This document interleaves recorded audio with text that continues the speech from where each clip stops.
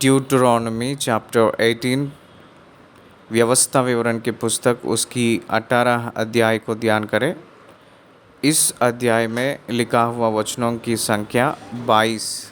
ये 22 वचनों में कहा गया हुआ प्रामुख्य विषय ये है कि पहले वचन से लेकर 5 वचन तक रिलीजियस लॉस, धार्मिक तौर से यहूदी लोग किस रीति से रहना है उसके बारे में लिखा गया है। प्रामुख्य अंश में 7 प्रकार की प्रामुख्य कानून उन लोगों के लिए लिखा गया है। लेवियों के बारे में प्रामुख्य रूप में पोषण के लिए विषय पहले 5 वचनों में हमें दिखाई देती है। पहला और दूसरे वचन में लेवियों की निज भाग, उन लोगों को कोई भाग या अंश नहीं रहेगा, कोई भी भूभाग निज भाग नहीं रहेगा। ये विषय इस वचन में कहा गया है। 3 से लेकर 5 आयत में कोई भी भेंट या बलि, उसमें लेवियों की भाग विवरण दिया गया है। उसके बाद 6 आयत से लेकर 8वीं आयत तक वचन की भाग में लेवियों ने परमेश्वर की सेवा में समान है, ये बहुत प्रामुख्य रूप में कहा गया है। बड़ा छोटा ये अंतर नहीं रहेगा, सभी लोगों को एक ही आदर सम्मान रहेगा कहकर कहा गया है। 9 से लेकर 12 आयतों में अन्य लोगों के रीति रिवाज नहीं करना है कहकर और अन्य लोगों को अपने बीच में से परमेश्वर भगाएंगे कहकर कहा गया है। इस वचनों में कहा गया था। 13 और 14 वचनों में लॉ ऑफ परफेक्शन, ईमानदारी के साथ सिद्ध रहने के लिए परमेश्वर विवरण दिए थे। क्योंकि परमेश्वर धर्मी हैं, इसलिए उनके सम्मुख उनके प्रजा भी, उनके लोग भी सिद्ध रहना चाहिए कहकर, यानी सच्चाई ईमानदारी से रहना है कहकर, पवित्र रहना है कहकर इस वचनों में कहा गया था। 15 आयत से लेकर 19 वचन तक मूसा ने मसीहा के बारे में, पहली आगमन के बारे में प्रचार कहे थे इस वचनों में। उसके बाद 20 आयत से लेकर 22 वचन तक झूठे गवाह, झूठे भविष्यवक्ताएं के बारे में लिखे गए हैं। इस रीति से 18 अध्याय हमें दिखाई देती है। तो आइए हम लोग पहली आयत से ध्यान करें, वचन के बाद वचन को पढ़ते हुए ध्यान करेंगे। मैं पहली वचन पढ़ रहा हूँ, आपके बाइबल्स में ध्यान करिए, देखिए। व्यवस्था विवरण के पुस्तक 18 अध्याय पहला वचन पढ़ रहा हूँ।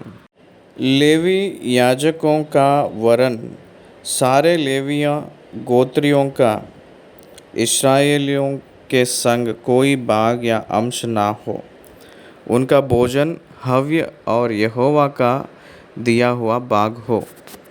ये वचन बहुत विवरण देने वाली वचन है। कौन है ये लेवियों, कौन है ये याजकों, उन लोगों को क्यों निज भाग नहीं रहेगा, कोई भी भाग उनका खुद का नहीं रहेगा, ये आप लोगों के लिए बहुत अच्छे से समझने के लिए मैं वर्णन करूँगा। लेवियों का मतलब याकूब की 12 पुत्रों में परमेश्वर यहोवा ने लेवियों को बाकी पुत्रों की गोत्रों की जेठ पुत्र के हिस्से में लेवियों को नियुक्त कर लिए थे परमेश्वर ने। परमेश्वर का वचन कहता है कि हर एक पहलौटा परमेश्वर का ही है। इस्राएलियों के 12 गोत्रों किस रीति से आए थे, वो एक बार इस्राएल की 12 गोत्र किस रीति से आया है एक बार विवरण दूंगा। याकूब को 12 पुत्र हैं। 11वीं लड़का यूसुफ था। यूसुफ के 2 पुत्र एफ्राइम और मनश्शे थे। इन लोगों को जेठ की अधिकार पहलौटा अधिकार, इस प्रकार याकूब ने 2 गोत्र दिए थे। इसका मतलब 13 गोत्र पूरी रीति से याकूब के पुत्रों को मिली थी। परंतु हर एक गोत्र में जो जन्म लेता है कि पहलौटा जो पुत्र हो, परमेश्वर की सेवा करने के लिए हक है। पहली, हर एक घर से जो पहलौठा को ले आकर ऑर्गेनाइज करके, उन लोगों को ऑर्गेनाइज करना बहुत कष्ट होगा मनुष्यों को। ये 13 गोत्रों में 12 गोत्र लेवियों को छोड़कर, उनके गोत्र में जो जन्म लिए थे वो पहलौठे को छोड़, उनके बदले में परमेश्वर ने लेवी गोत्र को प्रत्येक रूप में जेठा के हिस्से में लेवियों को स्वीकार करके उन लोगों को अपनी सेवा करने के लिए नियुक्त कर लिए। वो लोग प्रत्येक किए गए हुए लोग हैं। एक बात में कहना है तो उन लोगों को परमेश्वर ही स्वयं अपने निज भाग के रूप में रहेंगे। वो लोग परमेश्वर के पास याजक की काम करते हैं। परमेश्वर के मंदिर के सारे काम उन्हीं लोग देखभाल करेंगे। वही लोग लोगों को और परमेश्वर के बीच में रहकर अपने सेवा करते रहेंगे। पूरे मंदिर के काम लोगों के पक्ष में और परमेश्वर के पक्ष में लोगों के सामने करते हैं। इस कारण के वजह से वो लोग प्रत्येक लोग हैं। इसीलिए परमेश्वर ही उन लोगों के निज भाग के रूप में रहेंगे। उन लोगों को भौतिक निज भाग नहीं है। इसका मतलब, निज भाग का मतलब एक व्यक्ति उसके ऊपर अधिकार होकर उसको बेच सकता है। लेवियों को उस प्रकार के रूप में नहीं है। लेवी निवास तो करना है, लेकिन उसको बेचने का हक तो नहीं है। आज मसीह की कलीसिया को परमेश्वर जो दिए हैं वो स्टेटस लेवियों में प्रत्येक रूप में दिखाई देती है। लेवियों की भोजन की जिम्मेदारी परमेश्वर का ही है। लेवियों का निवास करने की जिम्मेदारी भी परमेश्वर का ही है। लेवियों के हर एक जिम्मेदारी परमेश्वर ही मेंटेन करेंगे। उन लोग दुनिया की काम करने का ज़रूरत नहीं है। परमेश्वर का काम करने के वजह से परमेश्वर ही उनकी पोषण देखेंगे और कुछ प्रत्येक रूप की आज्ञाएं परमेश्वर ने दिए हैं। वो आज की नया नियम में मसीह के याजकत्व की धार्मिक में रहे हुए लोग उसको अनुभव कर रहे हैं। तो मुझे यकीन है कि आप लोगों को लेवियों का मतलब क्या होता है समझ आया होगा। सारे इस्राएल के गोत्र में जेठ पुत्र यानी पहलौठा पुत्र की पक्ष में परमेश्वर से प्रत्येक किए गए हुए लोग लेवियों हैं। सारे लोगों से छोड़कर उन लोग ज़्यादा निज भाग को पाते हैं। सारे जेठ लोगों को पहलौठा का हक रहता है। इसका मतलब पिता को जो उनके पास संपत्ति या भाग रहता है, उसको पुत्रों को जब बांटने का वक्त आता है भाग को, कुछ हिस्सा जो पहलौठा पुत्र को ज़्यादा देंगे। वैसे ही परमेश्वर भी लेवियों को बाकी गोत्रों से भी बहुत महान रूप में रखे हैं। परमेश्वर ने बाकी गोत्र के प्रजा काम काज करके 100 रुपया कमाए तो उसमें से दशमांश ले आके लेवियों को देना है। प्रथम फल को लेके लेवियों को देना है। बलियों में कुछ मांस की भाग को लेके लेवियों को देना है। वैसे देने के वजह से 12 लोग 12 दशमांश दिए तो 120 रुपया परमेश्वर के काम करने वाले लेवियों के पास रहेगा। काम करके जो आए हैं 12 गोत्रों के लोगों में दशमांश खत्म हुए के बाद में उन लोगों के पास 90% ही रहेगा। इसलिए लेवियों ने एक हिस्सा ऊपर ही रहे जैसे परमेश्वर ने नियुक्त किए हैं कहकर हम समझना है। ये वास्तव है। आज मसीह वालों के कलीसियाएँ इस बात को यकीन करना है, कबूल करना है। जो सेवक कलीसिया में जितने भी रह रहे हैं उन लोगों से बढ़कर जीना है। परमेश्वर की इच्छा में, परमेश्वर की नज़र में सेवक कलीसिया लोगों से भी महान स्थिति में रह रहा है कहकर समझना है, रहना है कहकर हम समझना है। ऐसे समझ लेंगे तो उस सेवक को देखकर विश्वासी लोग स्वार्थी, जलन, ईर्ष्या नहीं रखेंगे। तो आइए हम लोग पहली वचन को फिर एक बार पढ़ें। लेवी याजकों का। लेवियों में कुछ लोगों को, कुछ एज ग्रुप के लोगों को परमेश्वर लेकर याजक के रूप में नियमित कर रहे हैं। इसका मतलब मंदिर के काम को करने के लिए नियुक्त किया गया हुआ लेवी लोग।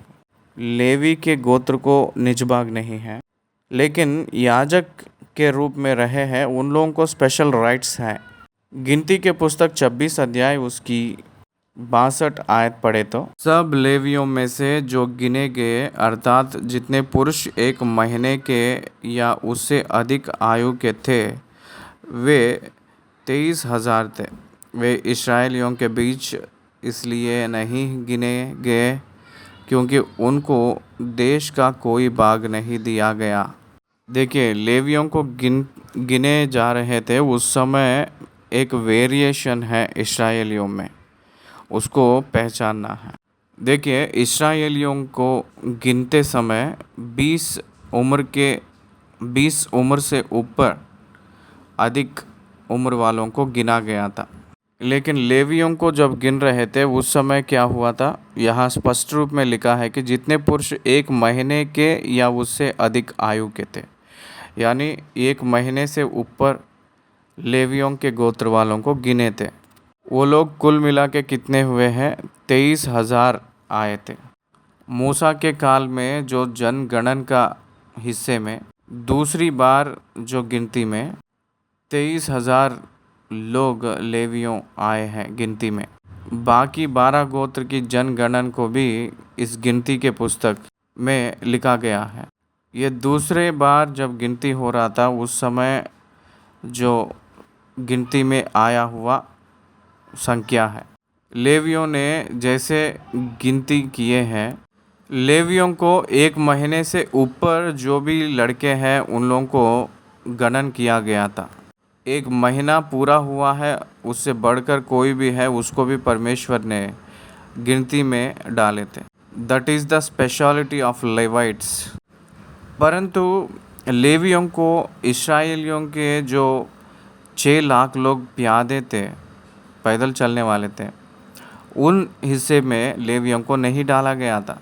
लेवियों ने जो 23,000 लोग थे, ये लोग 12 गोत्र के प्यादे लोग जो है पैदल चलने के लायक है आदमी लोग, उन लोगों में इन लोगों को नहीं गिना गया है। इन लोगों को प्रत्येक किया गया था, इन लोगों को अलग रूप में रखा गए थे। इसलिए ये लोग प्रत्येक रूप की प्रजा के रूप में है कहकर हम समझना है। क्या आप समझ रहे हो? आज की मसीह वाला भी उस दिन की लेवी के समान ही है, इस दुनिया में अलग किया गया हुआ व्यक्ति के रूप में ही है। ओल्ड टेस्टमेंट में राजा लोग अलग है, याजक लोग अलग है, लेकिन नया नियम में जो मसीह वाला यानी विश्वास करने वाला राजा और याजक के समूह, both Kings and the priests before the word, ये हमें समझना चाहिए। उसके बाद यहोशू के ग्रंथ में 13 अध्याय उसकी 33 वचन में, उनको अपने भाइयों के बीच कोई भाग ना हो, क्योंकि अपने वचन के अनुसार यहोवा उनका निज भाग ठहरा है, वही उनका निज भाग ठहरे हैं। उसके बाद इस्राएलियों में ये जो प्रत्येक किए गए हैं, उन लोगों को पाप की प्रायश्चित की बलि और दोष की बलि और भेंट में, पवित्र चीज़ों में और हर एक चीज़ों में उन लोगों को भाग देना है कहकर परमेश्वर निर्णय किए हैं कहकर गिनती के पुस्तक 18 अध्याय 8 और 9 वचन में दिए हैं। हर एक प्रतिष्ठ अर्पण को संभालने का काम परमेश्वर लेवियों को दिए थे। उन लोगों को जो दिए गए हैं अभिषेक, उसके वजह से ये जो नियम को उन्हें दिए गए हैं। इसलिए लेवियों ने निज भाग को नहीं पाएंगे। भोजन, हव्य और यहोवा की दिया हुआ भाग को खाते हैं, ये उन लोगों का हक है। It's there birth right. उन लोगों को हम नहीं देंगे कहकर कहने के लिए किसी को भी हक नहीं है, देना ही पड़ेगा।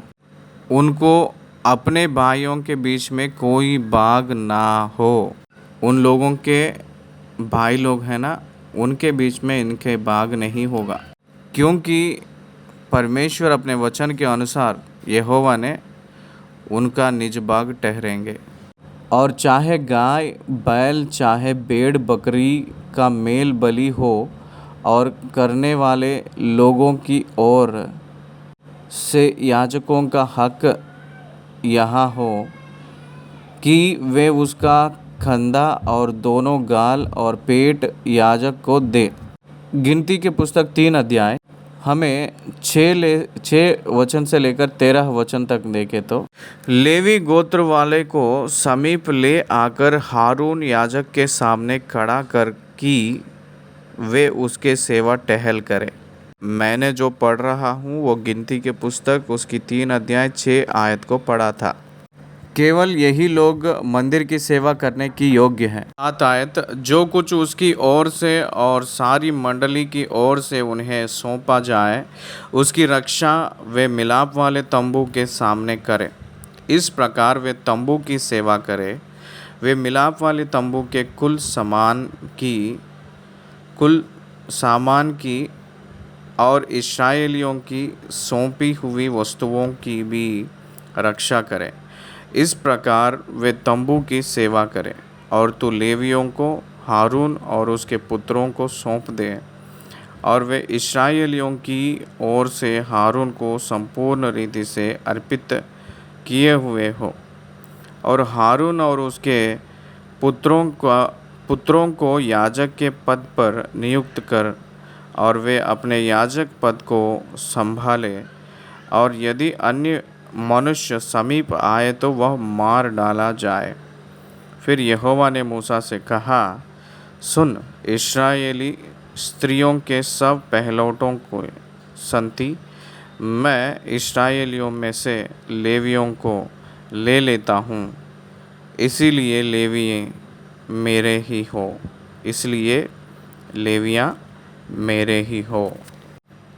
मेरे ही हो कहकर परमेश्वर कह रहे हैं।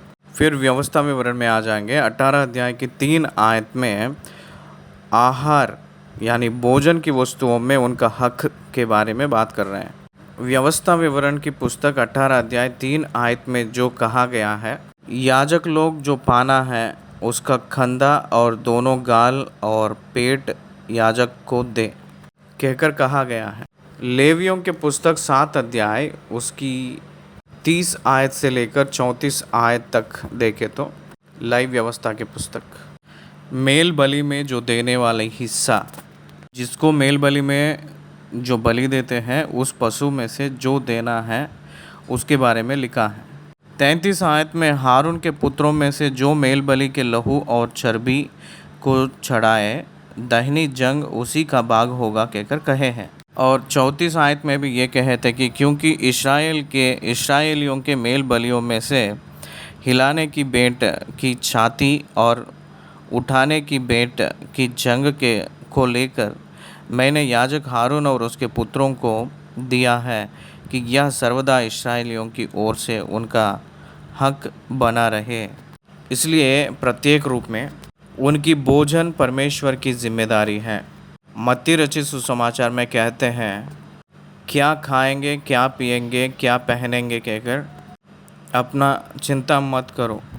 कि अपने प्राण के लिए यह चिंता ना करना कि हम क्या खाएंगे, क्या पिएंगे, और शरीर के लिए कि क्या पहनेंगे। क्या प्राण भोजन से और शरीर वस्त्र से बढ़कर नहीं? आकाश पक्षियों को देखो, वे ना बोते हैं, ना काटते हैं और कत्तों में बटोरते हैं, फिर भी तुम्हारा स्वर्गीय पिता उनको खिलाता पिलाता है। क्या तुम उनसे अधिक मूल्य नहीं रखते? तुम में कौन है जो चिंता करके अपने आयु में एक बड़ी भी बढ़ा सकता है? और वस्त्र के लिए क्यों चिंता करते हो? जंगल के सोसनों पर ध्यान करो कि वे कैसे बढ़ते हैं।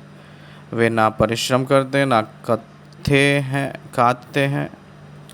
तो भी मैं तुमसे कहता हूँ कि सुलेमान भी अपने सारे वैभव में उनमें से किसी के समान वस्त्र पहने हुए ना था। इसलिए जब परमेश्वर मैदान की घास को जो आज है और कल भाड़ में झोंका जाएगी ऐसे वस्त्र पहनाता है, तो हे अल्पविश्वासियों, तुमको वह इनसे बढ़कर क्यों ना पहनाएगा। इसलिए तुम चिंता करके या ना कहना कि हम क्या खाएंगे या क्या पिएंगे या क्या पहनेंगे, क्योंकि अन्य जातियों इन सब वस्तुओं की खोज में रहते हैं, पर तुम्हारा स्वर्गीय पिता जानता है कि तुम्हें इन सब वस्तुओं की आवश्यकता है। इसलिए अपने पोषण परमेश्वर का जिम्मेदारी है। As a Christian our livelihood to belongs to God. इसलिए फिलिपियों के पत्री 4:19 में कहते हैं, मेरा परमेश्वर भी अपने उन धन के अनुसार जो महिमा सहित मसीह यीशु में है, तुम्हारी हरेक का गति को पूरी करेगा। आमीन। देखिए 4 आयत, तू उसको अपने पहली उपज का अन्न, नया दाखमधु और टटका तेल और अपनी भेड़ों का वह ऊन देना जो पहली बार कतरा गया हो। मैंने व्यवस्था विवरण 18 अध्याय की 4 आयत पढ़ा हूँ, फिर से उसको हम लोग ध्यान कर रहे, तो इसलिए वापस आ जाएंगे। रिपीटेडली परमेश्वर के दास मूसा प्रथम पीढ़ी को जो कहे थे वही बातें फिर से दूसरे पीढ़ी इस्राएलियों को भी कह रहे हैं। उन लोगों को फिर एक बार व्यवस्था को विवरण कर रहे थे। पहले पीढ़ी को जो उपदेश दिए थे, गिनती के पुस्तक 18 अध्याय, क्षमा कीजिएगा, 18 अध्याय 12 आयत से लेकर 14 आयत के बीच में लिखा हुआ वचन की बात को देखें तो, फिर उत्तम से उत्तम ताज़ा तेल और उत्तम से उत्तम नया दाखमधु और गेहूँ, अर्थात इनकी पहली उपज जो वे यहोवा को दे, वह मैं तुझको देता हूँ। उनके देश के सब प्रकार की पहले उपज जो वे यहोवा के लिए ले आए, वह तेरी ही ठहरे। तेरे घराने में जितने शुद्ध हो वे उन्हें खा सकेंगे। इस्राएलियों में जो कुछ अर्पण किया जाए वह भी तेरा ही ठहरे। अगर एक जानवर को छुड़ाना चाहते हो, इस्राएलियों ने कोई भी जानवर को छुड़ाना चाहते हैं तो लेवियों को वो लोग धन देकर छुड़ाना पड़ेगा। इस रीति से इस्राएलियों के बीच में लेवियों को पोषण के निमित्त परमेश्वर ने किए थे। देखिए 5 आयत, क्योंकि तेरे परमेश्वर यहोवा ने तेरे सब गोत्रियों में से उसी को चुन लिया है कि वह और उसके वंश सदा उसके नाम से सेवा टहल करने को उपस्थिति हुआ करे। सदा परमेश्वर की सेवा टहल करने के लिए परमेश्वर इन लोगों को नियुक्त कर लिए थे, लेवियों को। यहाँ एक शब्द आपको ध्यान देना चाहिए, वो शब्द यह है कि सदा, राउंड द क्लॉक उन लोग मंदिर पे रहेंगे। नियुक्त किया गया हुआ क्रम के हिसाब से, नियुक्त किया गया हुआ कक्षाओं के हिसाब से वो जो याजकों परमेश्वर के मंदिर में निरंतर रहेंगे। वो लोग सदा क्यों रहना है, क्या ज़रूरी है? लोगों के पक्ष में हमेशा 24/7 उन लोग अवेलेबल के रूप में रहना है। परमेश्वर की लोगों को और परमेश्वर के बीच में उन लोग एक एम्बेसडर के रूप में काम करते हुए वो लोग रहेंगे। इसलिए याजकत्व बहुत प्रामुख्य रूप का है। इब्रानियों के पत्री 7 अध्याय याजकत्व के बारे में बहुत अद्भुत रीति से विवरण दिया गया है। तो आइए हम लोग 6वें वचन को पढ़ें। व्यवस्था विवरण 18 अध्याय। फिर यदि कोई लेवी इस्राएल की बस्तियों में से किसी से, जहाँ वह परदेशी के समान रहता हो, अपने मन की बड़ी अभिलाषा से उस स्थान पर जाए जिसे यहोवा चुन लेगा, तो अपने सब लेवी भाइयों के समान जो वहाँ अपने परमेश्वर यहोवा के सामने उपस्थित होंगे, वह भी उसके नाम से सेवा टहल करे। ध्यान दीजिएगा, अगर एक लेवी परदेशी के रूप में निवास कर रहा है एक स्थान पे, अगर आए तो वो भी इक्वली परमेश्वर के मंदिर में जुड़कर सेवा टहल कर सकता है। इसका मतलब पर्टिकुलर प्लेस में जो है वही लोग करना है, कि उतना इम्पोर्टेंट नहीं है। लेवी कहाँ भी निवास करते हैं तो भी परमेश्वर उन्हें 12 गोत्रों से जो दिए हैं, तो हर एक स्थान पे वो दूर दूर की जगह में रहे तो भी उस प्रकार के लोग आए तो परमेश्वर की सेवा परमेश्वर के नाम के निमित्त करने के लिए परमेश्वर उन्हें हक दिए हैं। पहली इतिहास क्षमा कीजिए दूसरी इतिहास 31 अध्याय 2 आयत से देखें तो 4 आयत तक पढ़े तो हिजकिय्याह ने याजक के दलों को और लेवियों को वरन याजक और लेवियों दोनों को उनके दल के अनुसार और एक एक मनुष्य को उसकी सेवा के अनुसार इसलिए ठहरा दिया कि वे यहोवा की छावनी के द्वारों के भीतर होम बलि मेल बलि सेवा टहल धन्यवाद और स्तुति किया करे। फिर उसने अपनी संपत्ति में से राजबाग को होम बलियों के लिए ठहरा दिया, अर्थात सवेरे और सांझ की होम बलि और विश्राम और नए चांद के दिनों और नियत समयों की होम बलि के लिए, जैसे कि यहोवा की व्यवस्था में लिखा है। उसने यरूशलेम में रहने वालों को याजकों और लेवियों को उनका भाग देने की आज्ञा दी, ताकि वे यहोवा की व्यवस्था के काम मन लगाकर कर सके, वह भी उसके नाम से सेवा टहल करे। का मतलब जैसे 7 आयत में कहा गया है, परमेश्वर की सेवा परमेश्वर के सेवक परमेश्वर के सम्मुख परमेश्वर के नाम के लिए कर रहे हैं। ये डिवाइन प्रोफेशन परमेश्वर जो दिए हैं वो काम है। दुनिया में बहुत प्रकार के काम हैं, लेकिन ये याजक का विधि उनके सम्मुख प्रत्येक रूप में लेवियों को नियुक्त किया गया हुआ धर्म है। ये परमेश्वर जो दिए हैं धर्म है और परमेश्वर दिया हुआ काम है।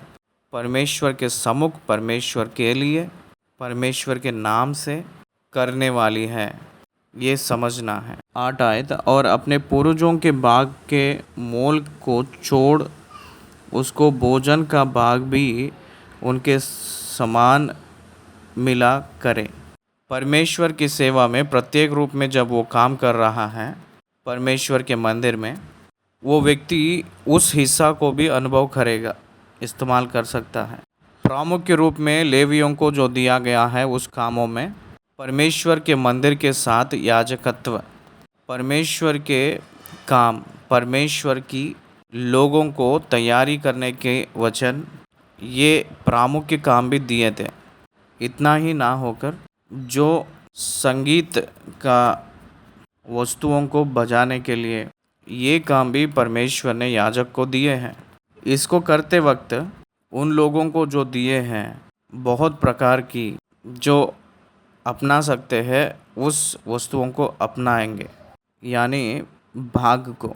उसके बाद 9 आयत से लेकर 12 आयत तक लिखा हुआ वचन के भाग को अगर देखें तो परमेश्वर यहोवा उन लोग जो प्रवेश कर रहे थे उस देश में और भी इस्राएल की जनता योर्दान को पार करके कनान देश में कनान निज भाग को नहीं गए थे। वो लोग मोआब की पूरब मैदान में उस छावनियों में ही वो लोग निवास कर रहे हैं। व्यवस्था विवरण की पुस्तक वहीं से शुरू हुई है। मूसा ने उन लोगों को उपदेश दे रहे थे मोआब की छावनियों में। वहाँ ये बातें कह रहे थे, आप लोग जो जाने वाली देश है उस देश में पहुँचे के बाद आप लोग जाने से पहले से ही निवास करने वाली जो जनता, जो जातियों के अनुसार गिनौना काम, उसको आप लोग सीखना नहीं, क्योंकि उसको अगर आप सीखेंगे तो आप लोग परमेश्वर के विरुद्ध जीकर परमेश्वर के क्रोध के नीचे पड़ेंगे। इसीलिए उसको मत सीखो कहकर कह रहे थे। तुझ में कोई ऐसा ना हो जो अपने बेटे या बेटी को आग में होम करके चढ़ाने वाला या बावी कहने वाला या शुभ अशुभ मुहूर्तों का मानने वाला या टोना या तांत्रिक या बाजीगर या ओझों से पूछने वाला या भूत साधने वाला या भूतों का जगाने वाला हो, क्योंकि जितने ऐसे ऐसे काम करते हैं वे सब यहोवा के सम्मुख घृणित हैं। और इन्हीं घृणित कामों को के कारण तेरा परमेश्वर यहोवा उनको तेरे सामने से निकालने पर है। यहोवा को घिनौने के काम जो है वो प्रत्येक रूप में यहाँ कहा गया है। इस्राएलियों ने परमेश्वर की सेवा करना है, प्रेम करना है और आराधना करना है। परमेश्वर के स्थान को किसी को भी नहीं देना है। परमेश्वर के स्थान में अगर दुष्ट आत्माओं को स्थान दिए जैसा रहे तो उस प्रकार के लोगों को पथराव करके मारना है। देखिए यहाँ कुछ कामों को बताए थे। अपने बेटे या बेटी को आग में होम करके चढ़ाने वाला, बावी कहने वाला, शुभ अशुभ मुहूर्तों का मानने वाला, टोना या तांत्रिक या बाजीगर या ओझों से पूछने वाला, भूत साधने वाला और भूतों को जगाने वाला, ये पूरा दुष्ट आत्मा की काम है।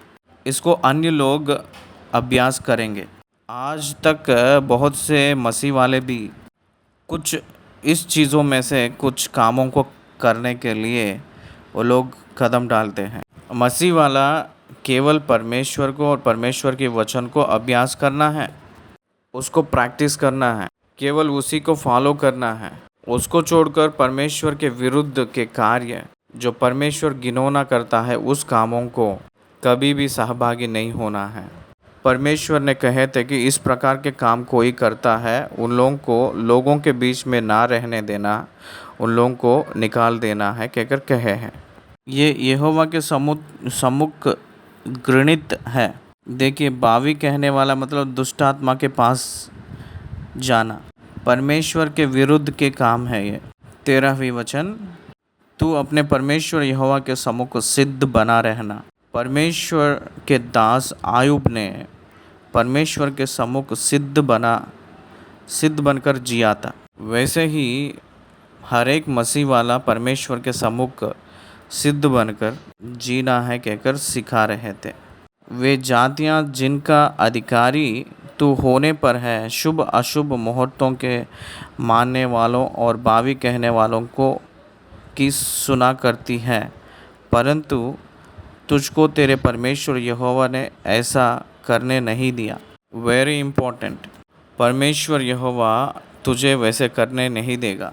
God cannot allows you to the pagan practices. अन्य लोगों के कार्यों को अभ्यास और पालन करने के लिए परमेश्वर करने नहीं देगा कहकर बता रहे हैं। तेरा परमेश्वर यहोवा तेरे मध्य से अर्थात तेरे भाइयों में से मेरे समान एक नबी को उत्पन्न करेगा, तो उसी की सुनना। यह तेरी उस विनती के अनुसार होगा जो तूने होरेब पहाड़ के पास सभा के दिन अपने परमेश्वर यहोवा से की थी। मुझे ना तो अपने परमेश्वर यहोवा का शब्द फिर सुनना और ना वह बड़ी आग फिर देखनी पड़े, कहीं ऐसा ना हो कि मर जाऊं। यहाँ हम लोग ये ध्यान देना है कि परमेश्वर यहोवा होरेब के पर्वत में प्रत्यक्ष हुए थे। वो बात करना शुरू किए थे। 10 आज्ञाएं ऑडिबल वॉइस दिए थे। वो केवल बिजली गरजते हैं उस प्रकार की आवाज़ के रूप में है। उसको जो सुने थे इस्राएलियों ने मूसा को विनती किए है कि हे मूसा आप ही बात करिए, हम लोग वो आवाज़ सुनकर जिएंगे नहीं, हम मर जाएंगे। आप परमेश्वर के सम्मुख जाकर आप परमेश्वर से बात करो, हम लोग आपके बात मानेंगे, आपकी बात परमेश्वर के बात के समान होगा कहकर सारे इस्राएली प्रजा ने मूसा को विनती किए थे। जैसे वो लोग मूसा को जैसे एक्सेप्ट किए थे परमेश्वर से बात करने के लिए, वैसे ही परमेश्वर उन भाई लोगों के बीच में मूसा के जैसे और एक नबी को भेजेंगे कहकर यीशु मसीह के पहली आगमन के बारे में प्रत्येक रूप की बातें पहले से ही बता चुके। हमें मसीहा के बारे में बातें स्पष्ट रूप में दिखाई देती हैं। ये हमें प्रेरितों के काम 3 अध्याय में 20 से लेकर हम देखें तो पतरस ने पंतकोस्त के दिन यरूशलेम के शहर में खड़े होकर कहा हुआ बात 21 अध्याय मैं पढ़ रहा हूँ। देखिए प्रेरितों के काम वो अध्याय और जो कोई प्रभु का नाम लेगा वह उद्धार पाएगा। हे इस्राएल, ये बातें सुनो। यीशु नाज़री एक मनुष्य था जिसका परमेश्वर की ओर से होने का प्रमाण उन सामर्थ्य के कामों और आश्चर्य के कामों और चिन्ह से प्रकट हो जो परमेश्वर ने तुम्हारे बीच उसके द्वारा कर दिखाए, जिसे तुम आप ही जानते हो। उसी यीशु को जो परमेश्वर की ठहराई हुई योजना और पूर्व ज्ञान के अनुसार पकड़वाया गया, तुमने अधर्मियों के हाथ से क्रूस पर चढ़ाकर मार डाला। प्रेरितों के काम 3 अध्याय 21 से देखे तो भी अवश्य है कि वह स्वर्ग में उस समय तक रहे जब तक कि वह सब बातों का सुधार ना कर ले जिसकी चर्चा प्राचीन काल से परमेश्वर ने अपने पवित्र भविष्यवक्ताओं के मुख से की है। जैसा कि मूसा ने कहा, प्रभु परमेश्वर तुम्हारे भाइयों में से तुम्हारे लिए मुझसा एक भविष्यवक्ता उठाएगा, जो कुछ वह तुमसे कहे उसकी सुनना, परंतु प्रत्येक मनुष्य जो उस भविष्यवक्ता की ना सुने लोगों में से नष्ट किए जाएगा। और शमूएल से लेकर उसके बाद वालों तक जितने भविष्यवक्ता बोले उन सब ने इन दिनों का संदेश दिया है। खास करके प्रेरितों के काम 3 अध्याय की 22 में मूसा ने कहे थे, ये बात पतरस ने याद कर रहे थे। 17 आयत से फिर से देखे व्यवस्था विवरण 18 अध्याय। तब यहोवा ने मुझसे कहा, वे जो कुछ कहते हैं ठीक कहते हैं, इसलिए मैं उनके लिए उनके भाइयों के बीच में से तेरे समान एक नबी को उत्पन्न करूँगा और अपना वचन उसके मुँह में डालूँगा, और जिस बात की मैं उसे आज्ञा दूँगा वही वह सुनाएगा। और जो मनुष्य मेरे वह वचन जो वह मेरे नाम से कहेगा ग्रहण ना करेगा, मैं उसका हिसाब उससे लूँगा। परंतु जो नबी अभिमान करके मेरे नाम से कोई ऐसा वचन कहे जिसकी आज्ञा मैंने उसे ना दी हो, या पराये देवताओं के नाम से कुछ कहे, वह नबी मार डाला जाए। यिर्मयाह के पुस्तक 28 अध्याय 15 और 16 वचनों में यिर्मयाह नबी ने हनन्याह नबी से यह भी कहा, हे हनन्याह, देख, यहोवा ने तुझे नहीं भेजा, तूने इन लोगों को झूठी आशा दिलाई है। इसलिए यहोवा तुझसे यूँ कहता है, देख, मैं तुझको पृथ्वी के ऊपर से उठा दूँगा, इसी वर्ष तू मरेगा, क्योंकि तूने यहोवा की ओर से फिरने की बातें कही हैं। वैसे ही प्रेरितों के काम 7 अध्याय 37 में लिखा है कि यह वही मूसा है जिसने इस्राएलियों से कहा, परमेश्वर तुम्हारे भाइयों में से तुम्हारे लिए मुझसा एक भविष्यवक्ता उठाएगा। स्टेफनुस ने कह रहे थे इस विषय को।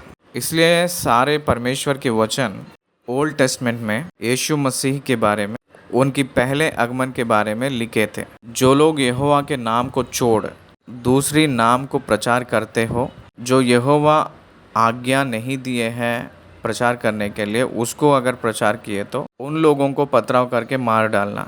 और यदि तू अपने मन में कहे, जो वचन यहोवा ने नहीं कहा उसको हम किस रीति से पहचाने।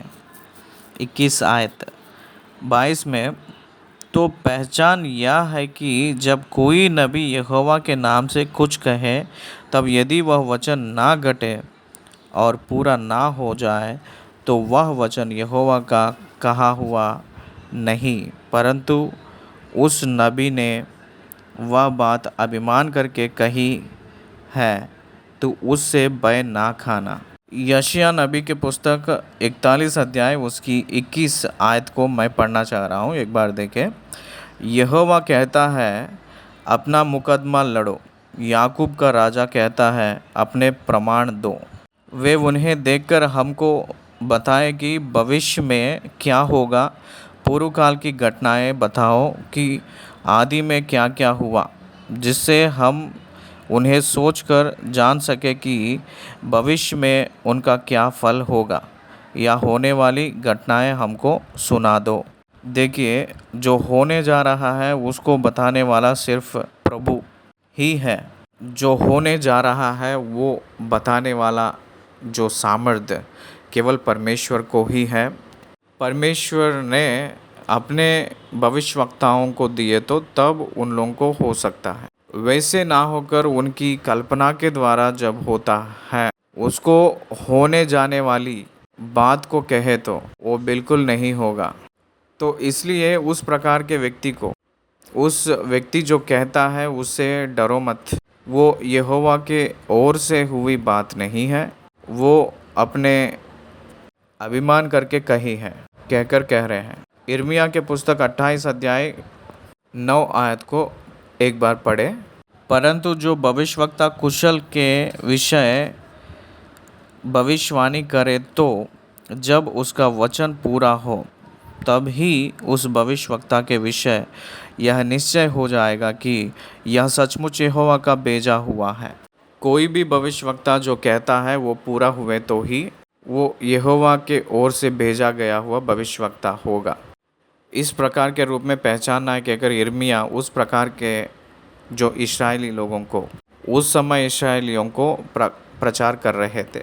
इसलिए व्यवस्था विवरण की पुस्तक 18 की आखिरी में, अध्याय की आखिरी में जो झूठे भविष्यवक्ताओं के बारे में चेतावनी से ये अध्याय ख़त्म हुई है, 18वीं अध्याय ख़त्म हुई है। धन्यवाद।